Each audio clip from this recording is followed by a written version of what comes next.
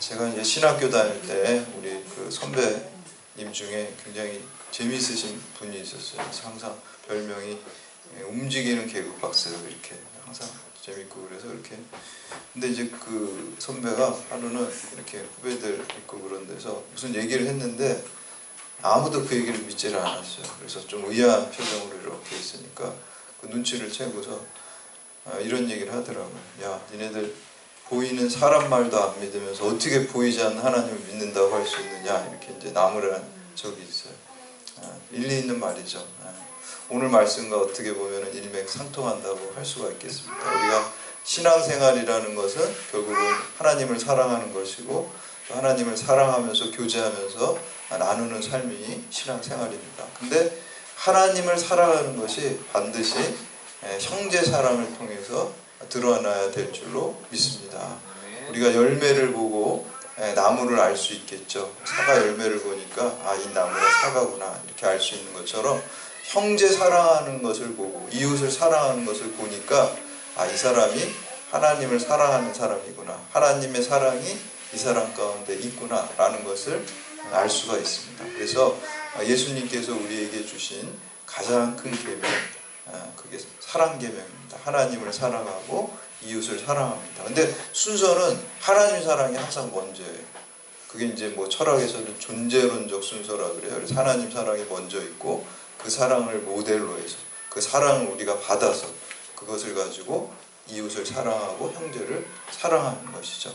그러나 믿지 않는 사람들이 볼 때는 형제 사랑하는 것을 보고 이 사람이 하나님 사랑이 이 사람 가운데 있구나라는 것을 알게 되는 거예요. 그거를 우리가 인식론적 순서라 그래요. 그러니까 믿지 않는 사람들은 하나님을 모르니까 예수님께서도 그러잖아요. 너희가 서로 사랑하면 너희가 내 제자인 줄 알리라 그랬어요. 그러니까 믿지 않는 사람들은요, 하나님을 알거나 또 그걸 잘 알지 못하고 기독교 교리를 알아서 교회로 전도되는 게 아닙니다. 크리스찬들의 삶을 보고 크리스찬들의 사랑하는 삶을 보고서 나도 저 공동체에 속하고 싶다 이런 마음이 들게 되는 것이죠. 그래서 제가 우리 수요반, 여성반 제자 양육을 한 다음에 간증문을 다 끝난 다음에 16주 한 다음에 받았어요. 제가 다 제출하라 그랬어요. 저한테 다 제출했습니다. 그리고 간증을 예배 시간에 간증문을 읽을 수 있으신 분만 간증문 끝에 간증할 수 있습니다. 이렇게 적으라 그랬어요. 좀 강제적으로 하면 너무 부담스러우실까봐 또 좀 비밀스러운 내용도 있을 수 있으니까 그거는 제가 목회자로서 그거를 알고 기도로 제목으로 삼기 위해 받은 것은 다 받았지만 앞에 서서 하는 것은 성령님 감동으로 해서 이제 한 분만 간증을 하게 되는데 제가 이제 거기 간증문을 이렇게 보면서 공통점이 있더라고요. 다 우리 수고하신 그 집사님 이름들이 많아요. 고상미 집사님, 안진희 집사님 이름이 다 나오더라고요. 그분들이 너무 친절하게 해주셔서 너무 사랑의 수고를 해주셔서 교회에 나오게 됐다는 거예요. 그래서 제가 늘 얘기하죠. 저는 그냥 꼴대 앞에 있다가 다 우리 교우들이 몰아갖고 오면 발만 싹 떼가지고 꼬리 놓고 이런 사람이라 그래서 너무 감사드렸는데 제가 깨달은 게 있어요. 믿지 않는 사람들, 불신자가 전도되는 거는 우리 그리스도인들의 사랑의 모범과 사랑의 수고에 있는 것이구나 이런 생각이 들어요. 여러분들이 사랑의 수고를 해서 믿지 않는 한 영혼이 주님께 돌아오면은 한 영혼이 천하보다 귀하잖아요. 그거보다 큰 일이 없습니다. 여러분 그거 진짜 하나님 앞에 크게 칭찬받을 일일 줄 믿습니다. 전도하는 방법은요, 이제는 여러분들이 사랑을 보여줘야 될 줄로 믿습니다. 예전에 이제 노방 전도도 많이 하고 그랬는데 그런 전도가 너무 우리가 문화적으로 안티 그리스도적인 문화가 많이 지금 돼 있어가지고 그게 이제 큰 효과가, 물론 그 일을 하시는 분 굉장히 귀합니다. 그거를 제가 폄하하는 건 절대 아니에요. 근데 이제 지금 많은 우리 사회 문화적인 것들이 그런 거보다 이제 관계 전도, 관계를 잘 믿지 않는 사람과 잘 맺어가지고 교회로 인도하고 주님께 인도하는 게 더 효과적인 그러한 시대가 되었습니다. 근데 그 관계 맺는 게 뭐예요? 사랑으로 희생하고 헌신하는 거예요. 그랬을 때 우리가 주님께 인도할 수 있어요. 제가 오늘 아침에 저희 집사람이랑 이렇게 차를 타고 오면서 어떤 우리 집사람이 밖에 나갔는데 이단들한테 이렇게 전도를 받았다 그래요. 근데 제가 가만히 들어보니까 이단들 너무 전도를 잘해. 보니까. 그리고 너무 기가 막히고 그 집중력과 그 정성이 너무 대단하더라고요. 우리 일반 정통 교회 다니는 사람들도 이단들한테 그 전도하는 열정과 그 전략과 그런 걸 배우면은 진짜 교회가 크게 부흥될 것 같아요. 한 사람을 그냥 지극정성으로 하고 뭐 전화하고 뭐 하고 또 아주 그냥 체계적으로 전략이 다 있고 그 심리를 잘 이렇게 이해해가지고 사랑을 쏟아 부어요. 일단 어찌됐건. 근데 거기에 넘어가겠더라고. 잘 들어보면. 그러니까 지금 이 시대가 미혹하는 영이, 저는 예전에 왜 사람들이 저런 말도 안 되는 이단에 속아 넘어갈까 이렇게 생각했는데 그 얘기를 가만 듣다 보니까 가스라이팅 되겠더라고요. 그리고 현대인들이 많이 공허하잖아요. 그래서 이렇게 공허하게 있을 때 이렇게 접근해가지고 막 친절하게 하다 보면요, 그 사랑에 빚진 마음이 있어가지고 아이 뭐 이거 좀 들어달라 그러면 그거 듣게 돼요. 그리고 자꾸 듣게 되면은 거기에 또 관계성도 친해지고 그러다 보니까 따라가게 되고, 그리고 나중에 또 이단적인 생각은 처음부터 얘기하지 않잖아요. 맨 마지막에 이미 친해지고 또 이미 거기에 콕 빠져 있을 때 무슨 어떤 교주가 뭐 신이다 뭐 이렇게 이제 얘기를 마지막에 하거든요. 근데 그때는 이미 그 말을 해도 받아들일 정도로 마음이 다 돼 있다는 거예요. 그게 멸망시키고 또 하는 것도 그렇게 열심히 하는데, 우리 생명으로 인도하고 예수 그리스도의 생명으로 인도하는 것도 우리가 한 사람을 향한 사랑과 정성과 수고가 있어야 될 줄로 믿습니다. 그래서 우리가 하나님을 사랑한다면은 우리가 이 세상에서 형제 사랑의 모습으로 드러나야 될 줄로 믿습니다. 그래서 오늘 말씀을 통해서 우리가 그리스도인들이, 성도가 어떤 삶을 살아야 되는지 깨닫고 결단하는 시간 되시기를 주님의 이름으로 축원합니다. 첫 번째는 예수 이름으로 용서하는 자녀가 되십시오. 우리 12절 말씀 함께 봉독합니다. 12절 시작. 자녀들아, 내가 너희에게 쓰는 것은 너희 죄가 그의 이름으로 말미암아 사함을 받았으며. 아멘. 여기서 자녀라는 것은 1차적으로 이 편지를 수신하는 그 그리스도인들을 의미하는 것이고요. 2차적으로는 모든 그리스도인, 오고 오는 모든 시대의 그리스도인입니다. 그러니까 오늘 우리들도 해당되는 것이죠. 그래서 자녀들은 우리들도 해당되고, 여기서 그의 이름이라는 것은 예수 그리스도를 말하는 것입니다. 그래서 우리 자녀들, 하나님의 자녀들은요, 예수 그리스도의 이름으로 말미암아 죄가 사함받게 됩니다. 원죄도 사함받고요, 자범죄도 사함받고요, 과거의 죄와 현재의 죄와 미래의 죄가 예수 그리스도의 십자가의 보혈의 능력으로 다 사함받게 될 줄로 믿습니다. 우리가 그런 믿음이 있어야 돼요. 그래서 여러분 혹시 살아가면서 잘못하고 범죄한 게 있으면은 너무 지나치게 죄책감 가운데 휩싸여 있으면 안 됩니다. 우리가 예수 그리스도의 십자가를 믿고, 그러나 진정한 회개는 반드시 해야 돼요. 통회자복하는 회개를 하면 십자가의 능력이 크기 때문에 우리의 죄를 다 사함받게 될 줄로 믿습니다. 근데 어떤 분들은 이제 믿지 않는 분들 중에서 그 원죄라는 게 있잖아요. 아담이 지은 죄를 왜 우리가 그거를 뒤집어 써야 되냐, 억울하다 뭐 이렇게 이제 생각하는 사람도 있는데요. 누가 그러더라고요. 야, 네가 스스로 지은 자범죄도만 해도 충분히 지옥 갈 만해. 그러니까 너무 억울해하지 마. 이렇게 얘기를 하더라고요. 근데 이제 우리가 다 죄로 인해서 하나님과 관계가 단절됐고요. 원죄도 그게 무슨 유전적으로 혈통적으로 우리에게 온다는 그런 의미가 아니에요. 아담으로 인해 죄가 인류 가운데 들어오고 그 죄가 우리에게 죄성이 있잖아요. 어린아이들도 보면 어때요? 막 굉장히 이기적이잖아요. 그리고 내 자신을 보면 어때요? 이기심이 많잖아요. 그렇죠? 우리가 자연으로서. 그럼 그것만 봐도 야, 내가 원죄적인 모습이, 죄악된 모습이 나에게 본질적으로 있구나 라는 것을 알 수가 있잖아요. 그게 이제 원죄예요. 꼭 아담이 죄를 지고 그 아담의 자범죄죠. 그게 나한테 그대로 전가되는 게 아니라 우리에게 그러한 원죄적인 죄성이 있다는 거예요. 근데 이제 죄성을 극복하고 해결하고 할 수 있는 것이 예수 그리스도의 십자가 은혜로만 그것을 해결받을 수 있다라는 것을. 그래서 우리가 예수 이름으로 용서받은 자녀라는 믿음이 확실하게 있어야 되고요. 예수님이 용서하지 못하는 사람이 딱 한 부류의 사람이 있어요. 자기의 죄를 인정하지 않는 사람, 자기의 죄를 회개하지 않는 사람은 하나님께서 용서하지 않으십니다. 그렇기 때문에 여러분들이 어떤 죄가 있더라 할지라도 진심으로 회개하면 그것이 다 용서받게 됩니다. 근데 진정한 회개가 뭡니까? 지정의의 회개예요. 지정의. 그게 전인적 회개예요. 그러니까 우리가 회개라는 단어가 메타노이아거든요. 방향 전환입니다. 나 중심의 삶에서, 죄악된 나 자아의 중심의 삶에서 하나님 중심으로 방향 전환하는 게 회개예요. 우리가 차 타고 가다 보면 뉴턴하게 되죠. 그 뉴턴할 때마다 저는 맨날 이게 회개구나. 잘못된 방향에서 바른 방향으로 이렇게 회개하는 게 그게 메타노이아가 회개입니다. 근데 이제 회개의 측면이 세 가지가 측면이 있어요. 지성적인 측면과 감성적인 측면과 의지적인 측면이 있어요. 이 세 개가 다 돼야지 진짜 회개예요.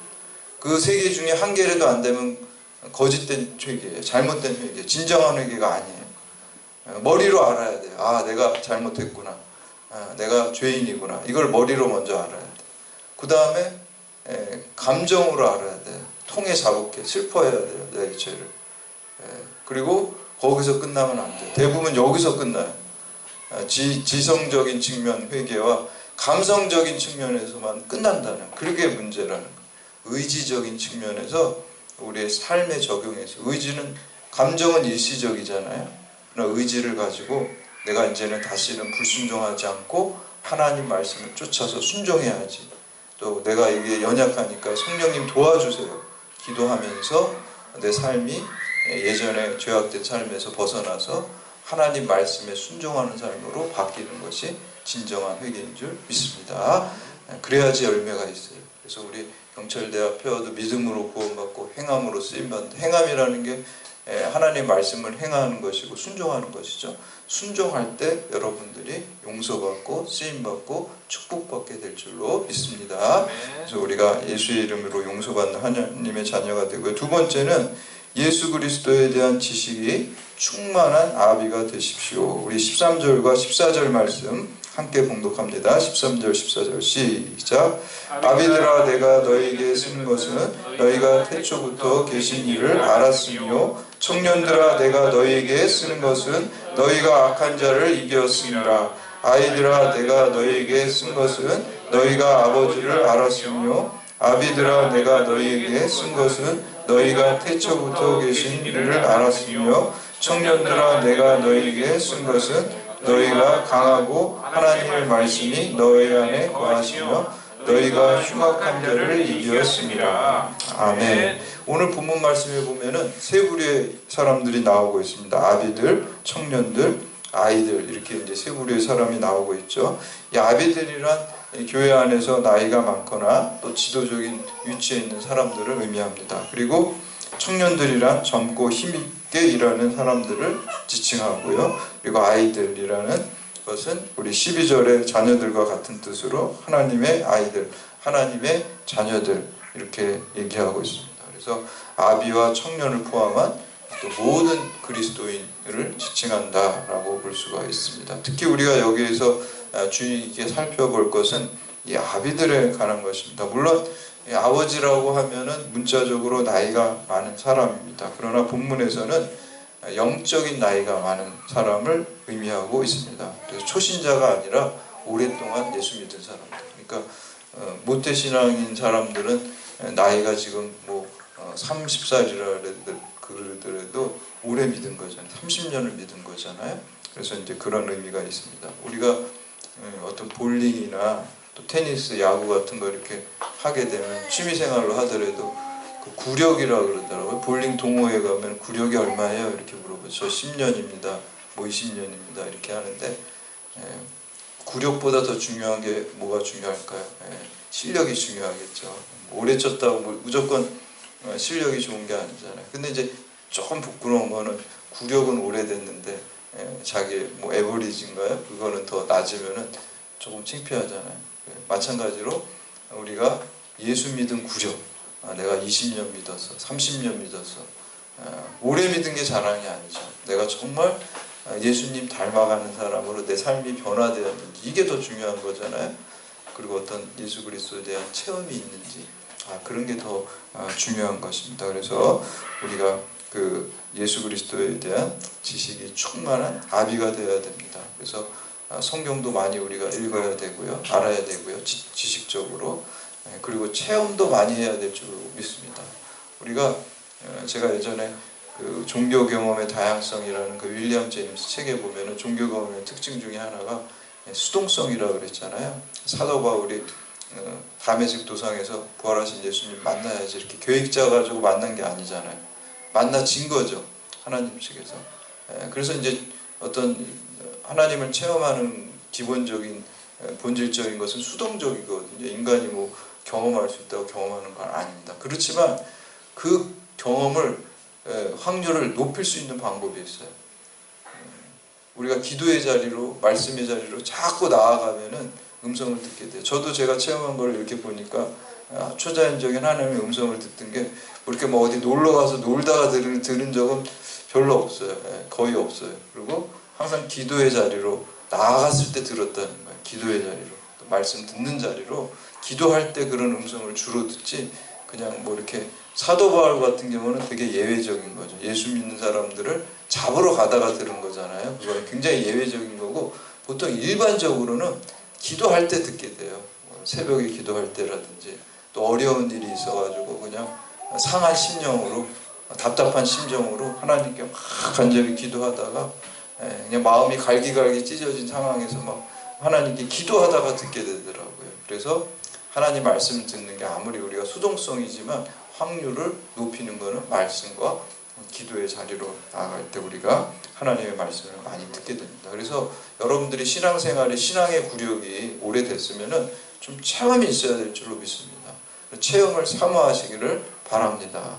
오늘 제가 어린이 설교하는데 그 엘리사 얘기였어요. 엘리사가 아주 그 사모하는 마음이 너무너무 강하더라고요. 그 엘리야가 이제 그 하늘로 이렇게 회오리바람에 이렇게 죽음을 보지 않고 승천하잖아요.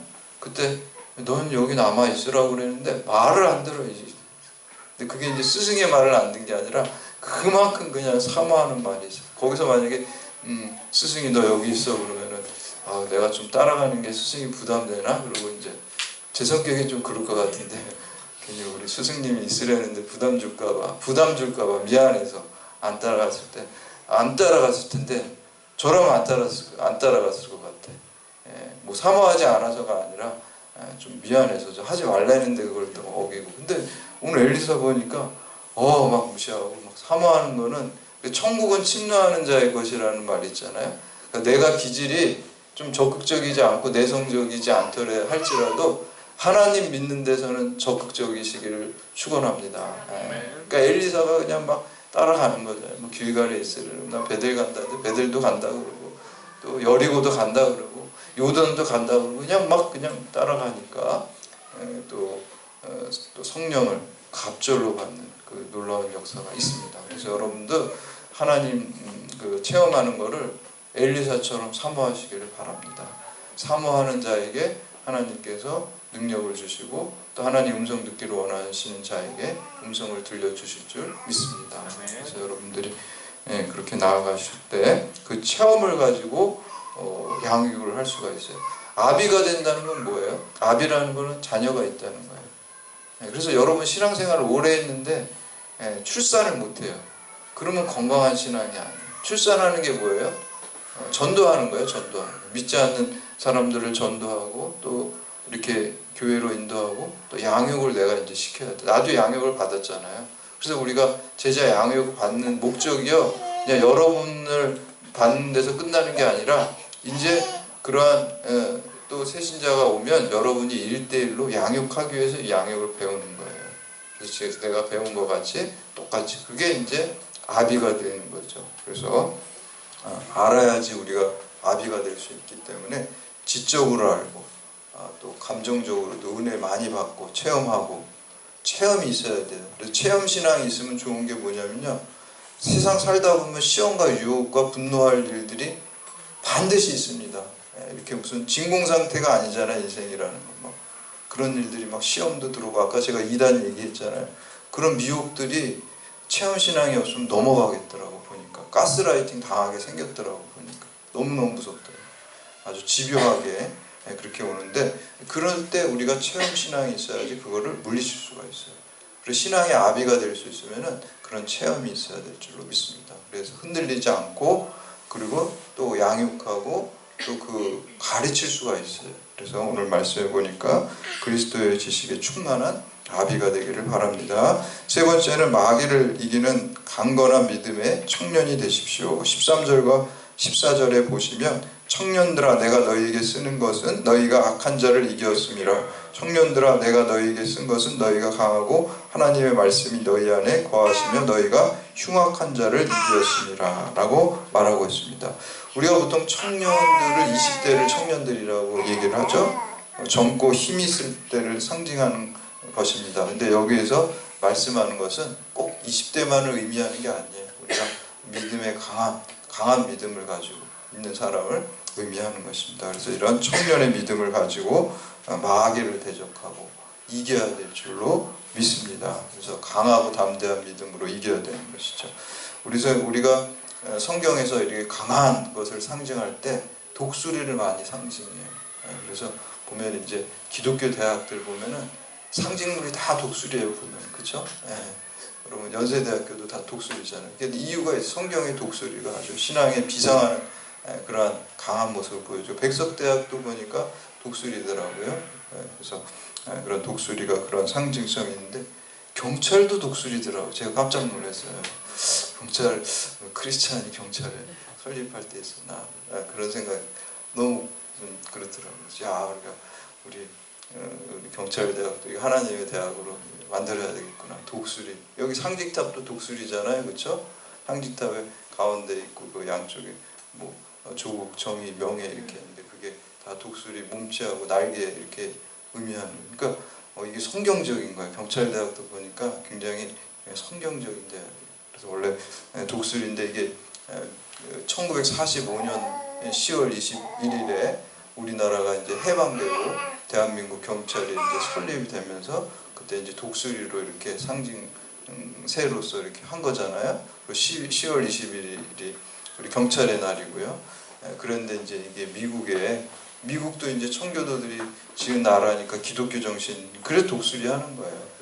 그래서 독수리 했는데 이제 이게 좀 미국세니까 좀 우리 한국적인 거구나 그래가지고 2001년도인가요? 그때 10월 21일 날 참수리라 그러냐? 우리 한국의 독수리죠. 참수리가 한국 독수리잖아요. 한국의 독수리 이제 참수리로 이렇게 이제 바꾸게 된 겁니다. 그래서 우리 경찰도 그렇고 경찰대학도 굉장히 성경적이고 기독교적인 우리가 상징물을 갖고 있습니다. 그래서 독수리가 날개를 쫙 펴고 힘이 있잖아요. 그 날개가 힘이 있고 그냥 바람을 뚫고서 나아가는 그러한 믿음이 있어야 될 줄로 믿습니다. 네 번째는 이 세상을 자랑하시지 마시기 바랍니다. 우리 15절 말씀 함께 봉독합니다. 시작. 이 세상이나 세상에 있는 것들을 사랑하지 말라. 누구든지 세상을 사랑하면 아버지의 사랑이 그 안에 있지 않으니. 아멘. 여기서 세상이라는 단어가 헬라어로 이제 코스모스라고 이렇게 사용되고 있습니다. 근데 이게 크게 코스모스가 세 가지 의미가 있어요. 첫 번째는 물리적인 우주. 그러니까 뭐 자연과학자들이 얘기할 때 우주를 코스모스다 이렇게 이제 말하고 있고요. 두 번째는 인류를 또 코스모스라고 합니다. 그래서 요한복음 3장 16절에 보면 하나님이 세상을 이처럼 사랑하사. 그 세상이 뭐 이 과학자들이 말하는 그 세상이 아니잖아요. 그렇죠? 인류를 이제 의미하는 것이고 두 번째, 세 번째 코스모스는 사탄의 왕국을 우리가 세상적이야. 그럴 때 자연과학에서 말하는 그 세상적인 게 아니잖아요. 막 말씀과 동떨어진 삶을 추구하는 걸 세상적이라고, 세속적이라고. 그 세속은 뭐냐면은 공중권세를 사탄이 잡은 거예요. 사탄이 이 공중권세를 잡고 있습니다. 그렇지만 영원한 건 아니에요. 우리를 사탄이 유혹하지만 예수 그리스도께서 그것을 종말에 다 물리치게 됩니다. 그러니까 공중권세를 잡은 사탄에게 자꾸 넘어가게 되면은 하나님 말씀을 따라가지 못하게 돼요. 그렇기 때문에 우리가 하나님 말씀을 굳게 붙들고 믿음 생활하는 게 쉽지가 않습니다. 우리가 거룩하다는 것은 구별되었다는 의미가 거기에 있거든요. 이 세속적인 것, 공중권세를 잡은 사탄이 이 공중권세를 잡은 이 세속적인 세상적인 것에서 우리가 구별된 것, 하나님의 말씀을 따라 사는 것, 그게 이제 성스럽게 살아가는 것. 마귀가 얼마나 간이 크냐면요, 예수님도 시험하잖아요. 근데 뭐 우리 같은 거야 뭐 시험하는 거 진짜 껌이죠, 껌. 예수님도 시험하는데 얼마나 대담해요. 우리는 좀 부담스럽고 이렇게 어려워가지고 시험을 못할 텐데 그런 거 없어요. 예수님도 40일 광야에서 금식하니까 그냥 시험하잖아요, 바로. 그래서 그렇게 시험하는 것을 우리가 볼 수가 있습니다. 우리 16절 말씀 함께 봉독합니다. 16절 시작. 이는 세상에 있는 모든 것이 육신의 정욕과 안목의 정욕과 이생의 자랑이니 다 아버지께로부터 온 것이 아니요 세상으로부터 온 것이다. 아멘. 공중권세를 잡은 세속. 그러니까 여러분, 우리가 자랑하려고 하는 심리가 많이 있잖아요. 그 세상적인 거 자랑하지 마시기 바랍니다. 우리가 십자가를 자랑해야 되고요. 주님의 사랑과 주님의 은혜를 자랑해야 될 줄로 믿습니다. 그게 제일 큰 거죠. 솔직히 세상의 자랑이라는 건요, 영원한 게 아니에요. 다 없어지는 거예요. 그러니까 굉장히 초라한 겁니다. 근데 주님이 주신 영원한 생명은 그거는 영원한 거기 때문에 그게 자랑이 돼야 될 줄로 믿습니다. 그리고 세상 자랑에 너무 집착하다 보면 마음을 뺏기게 되면 우리 마음은요, 하나를 뺏기게 되면 없어지게 돼 있습니다. 예수님을 자랑하고 복음을 자랑하는 게 없어지게 돼 있어요. 우리 성경에도 나오잖아요. 두 주인을 섬길 수가 없다 그러잖아요. 그래서 우리가 세상 거를 너무 사랑하고 자랑하고 목적으로 삼으면 안 됩니다. 그거는 수단이에요. 천국과 영생을 얻기 위한 그 수단으로 하나님이 그걸 주실 수 있어요.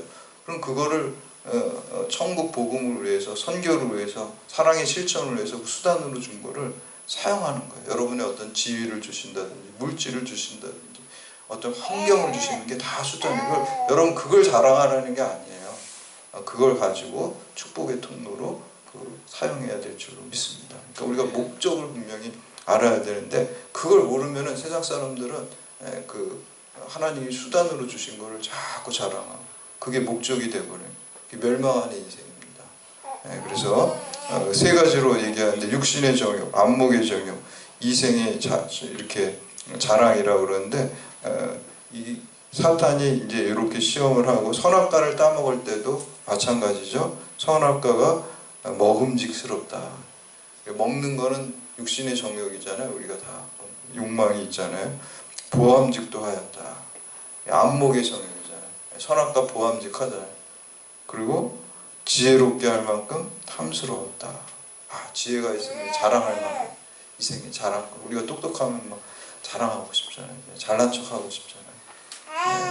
근데 그렇게 되면은 오히려 더 안 좋은 일만 많이 있습니다. 오히려 그렇잖아요. 그러나 또 둘째 아담 되시는 예수님을 미혹할 때도 어떻게 합니까? 돌을 떡으로 만들려고 마귀가 시험하죠. 그게 이제 육신의 정욕입니다. 배고픈 거를, 그렇죠? 그리고 또 천하의 영광을 보여주잖아요. 이렇게 안목의 영광을 쫙 보여주잖아요. 예수님을 또 그렇게 유혹을 해요. 그리고 성전에서 뛰어내리라고 그러잖아요. 그럼 뭐야? 얘가 뛰어내렸는데 살았다 그러면 막 자랑할 수 있는 거죠. 이생의 자랑. 그러니까 마귀가 유혹하는 게 딱 요 세 가지더라고요. 그러니까 아담도 그렇게 했고, 아담은 거기에 넘어갔죠. 아담과 하나는 넘어간 거. 예수님께서는 그거를 물리치셨잖아요. 그 세 가지 유혹을. 오늘날도 그 마귀는 우리를 이렇게 똑같이 이 세 가지를 가지고, 육신의 정욕과 안목의 정욕과 이생의 자랑을 가지고 우리를 넘어뜨리려고 미혹합니다. 근데 그거 별거 아니라는 거예요. 다 없어지고 말고 허무하고 우리를 멸망으로 인도하는 거예요. 그거는 하나님께서 필요하면 수단으로 주시는 거거든요. 그거를 놓치면 안 됩니다. 우리가 그거를 깨닫고 있어야 됩니다. 그때 예수님께서는 뭘로 물리쳤어요? 하나님의 말씀으로 물리쳤어요. 기도로 물리쳤어요. 기도에 영적인 능력이 있으니까 말씀을 붙들고 물리친 것 같이 오늘날 우리들도 기도와 말씀 통해서 예수님처럼 물리치는 그러한 그리스도의 성도가 되시기를 축복합니다. 우리 17절 말씀 함께 봉독합니다. 17절 시작. 이 세상도 그 정욕도 지나가되 오직 하나님의 뜻을 행하는 자는 영원히 거하느니라. 아멘. 이 비슷한 말이 베드로 전서 1장에도 있죠. 모든 육체는 풀과 같고 모든 영광은 풀의 꽃과 같으니 풀은 마르고 꽃은 떨어지되 오직 주의 말씀은 세세토록 있도라. 너무 좋은 말씀. 저는 오늘 27절하고 베드로 전서 1장 말씀만 잘 붙들고 있고 그것만 맨날 묵상해도 신앙생활 바르게 할 수 있게 될 줄로 믿습니다. 이 세상 거 다 여러분 뭐 세상에 아무리 뭐 대단한 것도 다 지나가고 없어지는 거예요. 풀과 같고 그 영광도 풀의 꽃과 같아요. 그런 하나님 말씀 안에 거하는 자, 하나님 말씀을 쫓아 사는 자는 영생 복락을 누리게 될 줄 믿습니다. 그게 신앙생활입니다. 그래서 여러분들 이러한 육신의 정욕과 안목의 정욕과 이생의 자, 이 세상을 자랑하지 마십시오. 이것을 기도와 말씀으로 물리치고 또 주님의 주시는 영생 복락을 누리시는 여러분들 다 되시기를 주님의 이름으로 축원합니다. 이제 다 같이 자리에서